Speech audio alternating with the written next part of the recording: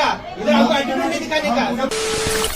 नमस्कार दोस्तों, 2020 में मैं तमिलनाडु के एक पाइपलाइन कंपनी में काम करता था। एक शाम मेरे साथ कुछ अजीब घटना घटी। 20 दिसंबर 2020, दिन था रविवार। शाम के करीब 7 बजे मैं तमिलनाडु के अम्मापेट्टाई मार्केट में हाईवे किनारे एक चाय की दुकान पर चाय पीने गया। वहां जाकर जैसे ही मैंने मग उठाकर पानी पीना शुरू किया, एक लड़का आया और तमिल में मुझसे कुछ बोला।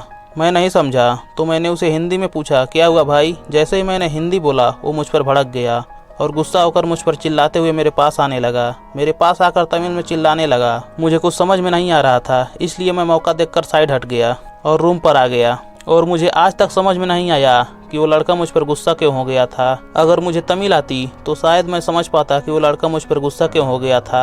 आज इंडिया में भाषा एक गंभीर चुनौती बनकर उभर रहा है और इसका सबसे ज्यादा असर यूपी बिहार के लोगों पर पड़ता है, क्योंकि यूपी बिहार से ही सबसे बड़ी संख्या में मजदूर अदर स्टेट में काम की तलाश में जाते हैं। और आज ये हालत हो गई है कि आज आप भारत के किसी भी कोने में चले जाइए, आपको यूपी और बिहार का आदमी वहाँ पर जरूर मिल जाएगा। अगर यूपी का आदमी ना भी मिले, लेकिन एक बिहारी तो आपको इंडिया के हर स्टेट में पक्का मिलेगा। आज भारत में 121 भाषाएं और 270 मातृभाषाएं हैं, जिनमें से 22 भाषाओं को संविधान में मान्यता दी गई है और उनका उल्लेख लिखित तौर पर संविधान में किया गया है। भारत की आधिकारिक भाषा हिंदी है और अंग्रेजी सहायक या गौड़ आधिकारिक भाषा है, लेकिन भारत के राज्यों को पूर्ण स्वतंत्रता है अपनी आधिकारिक भाषा को चुनने के लिए। भारत में ऐसा कोई भी संविधान या कानून नहीं है जिसके तहत भारत सरकार किसी भी राज्य को किसी विशेष भाषा का उपयोग करने के लिए बाध्य करे। सबको अपनी भाषा को प्रेजेंट करने का पूरा अधिकार है। भारत की अभी तक कोई अपनी राष्ट्रभाषा नहीं है, क्योंकि भारत में सबसे ज्यादा हिंदी बोली जाती है। इसलिए कई बार हिंदी को ही राष्ट्रभाषा बनाने को लेकर मांग उठा, लेकिन भारत में हिंदी का विरोध आज से ही नहीं बल्कि आजादी से पहले से ही हो रहा है।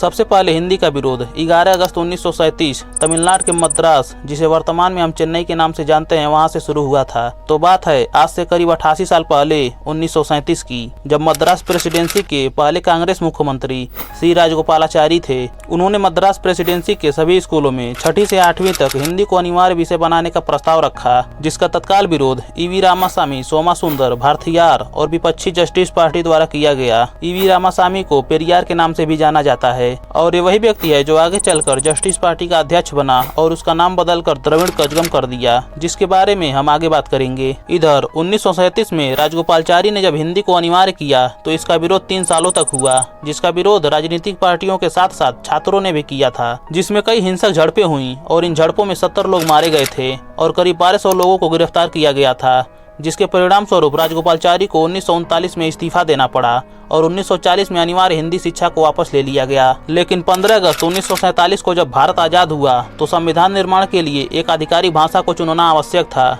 जिस पर एक लंबी बहस के बाद हिंदी को आधिकारिक भाषा के रूप में अपनाया गया और अंग्रेजी को अगले 15 सालों के लिए सहायक आधिकारिक भाषा के रूप में लागू किया गया। यानी कि हिंदी तो आधिकारिक भाषा रहेगी ही, लेकिन जो गैर हिंदी राज्य हैं वो अगले 15 सालों के लिए अंग्रेजी को आधिकारिक भाषा के तौर पर अपना सकते हैं। लेकिन 26 जनवरी 1950 को संविधान लागू होने के बाद कई गैर हिंदी राज्यों ने 26 जनवरी 1965 के बाद हिंदी को एकमात्र आधिकारिक भाषा बनाने के केंद्र सरकार के प्रयासों का विरोध किया। मद्रास राज्य में हिंदी के विरोध का नेतृत्व डीएमके पार्टी ने किया। डीएमके पार्टी की स्थापना 1949 में सीएन अन्नादुरई ने की थी और ये वही व्यक्ति है जो पहले द्रविड़ कड़गम का सदस्य था और द्रविड़ कड़गम को ही पहले जस्टिस पार्टी के नाम से जानते थे। यानी कि एक ही पार्टी के लोगों ने 1937 से ही हिंदी का विरोध किया। तत्कालीन प्रधानमंत्री जवाहरलाल नेहरू ने डीएमके को आश्वासन दिया कि 1965 के बाद भी अंग्रेजी को सहायक भाषा के तौर पर उपयोग में लिया जाएगा, जिसके लिए 1963 में आधिकारिक भाषा अधिनियम पारित किया गया। फिर भी डीएमके को यकीन नहीं हुआ। उसे लगा कि आने वाली सरकारें इस बात से मुकर जाएं और केवल हिंदी को ही आधिकारिक भाषा के तौर पर स्वीकार करें।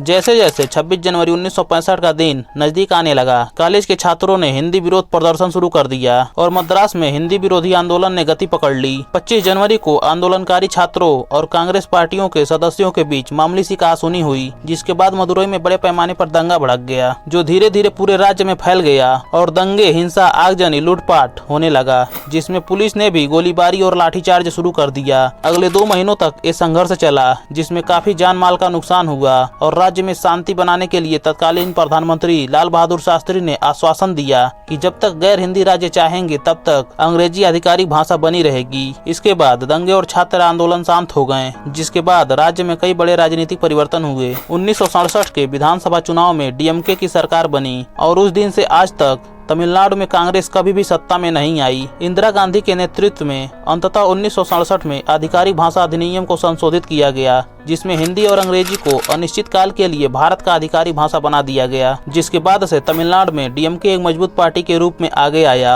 और तमिलनाडु के किसी भी इलेक्शन में सबसे ज्यादा सीट डीएमके को ही मिलते हैं, जिससे साफ मालूम पड़ता है कि हिंदी का विरोध केवल राजनीतिक इच्छाओं को पूरा करने के लिए किया गया था। आज महाराष्ट्र में इतिहास को फिर से दोहराने की कोशिश की जा रही है। राज ठाकरे ने शिवसेना से अलग होकर 9 मार्च 2006 को एमएनएस महाराष्ट्र नवनिर्माण सेना पार्टी की स्थापना की, जिसके बाद 2009 के विधानसभा चुनाव में उन्हें 13 सीटें मिली और 2014 के इलेक्शन में 1 सीट और 2019 में भी 1 सीट मिली और 2024 में एमएनएस पार्टी का तो खाता भी नहीं खुला, एक भी सीट उनकी पार्टी नहीं बचा पाई। यहाँ आपकी जानकारी के लिए बता दें कि महाराष्ट्र में कुल 288 विधानसभा सीटें हैं, जिनमें से 45 सीटें आरक्षित हैं। फिर भी 243 सीटें बचती हैं, जिनमें से एक भी सीट एमएनएस पार्टी 2024 में नहीं जीत सकी, जिससे बौखलाए राज ठाकरे ने डीएमके की तरह हिंदी का विरोध करना शुरू कर दिया। डीएमके ने तो केवल हिंदी भाषा का विरोध किया था, लेकिन एमएनएस पार्टी के कार्यकर्ता तो हिंदी भाषियों का विरोध कर रहे हैं और खुलेआम सड़कों पर हिंदी बोलने वालों पर थप्पड़ बरसा रहे हैं। और ये सब सिर्फ राजनीतिक इच्छाओं को पूरा करने के लिए किया जा रहा है,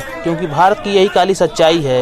यहाँ पर राजनीति विकास के मुद्दों पर नहीं होती है, बल्कि धर्म, जाति और भाषा पर होती है। अगर आज भारत में राजनीति सड़कें, नाली, फैक्ट्री, स्कूल, हॉस्पिटल, रोजगार पर होती, तो यूपी, बिहार, झारखंड और बंगाल के लोगों को पलायन नहीं करना पड़ता और गैर हिंदी भाषी राज्य में जाकर प्रताड़ित ना होना पड़ता।